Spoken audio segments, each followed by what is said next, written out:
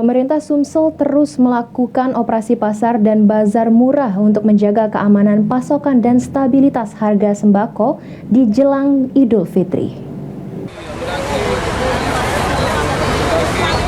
Pemerintah Sumsel terus melaksanakan operasi pasar murah di beberapa titik untuk menjaga keamanan dan stabilitas harga sembako jelang Idul Fitri. Menurut PJ Gubernur Sumsel Agus Fatoni mengatakan, menjelang Lebaran setiap daerah pasti mengalami kenaikan harga sembako. Sebab itulah Pemprov Sumsel terus mendistribusikan sembako dengan harga murah agar tidak menimbulkan inflasi. Menurut Agus Fatoni, fluktuasi harga sembako terus dikoordinasikan dengan Dinas Perdagangan Stok dan Distribusi dipastikan tidak ada hambatan. Untuk itu, dihimbau pedagang dapat bekerja sama dengan tidak menimbun dan menaikkan harga kebutuhan jelang Lebaran karena ada batas-batas harga sudah ditentukan pemerintah.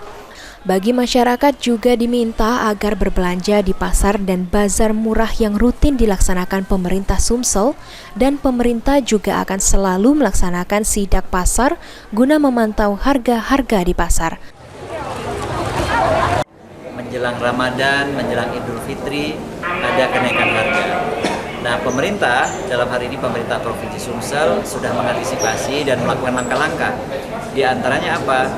Menggelar pasar murah. Pasar murah digelar setiap hari dan ada bazar setiap hari.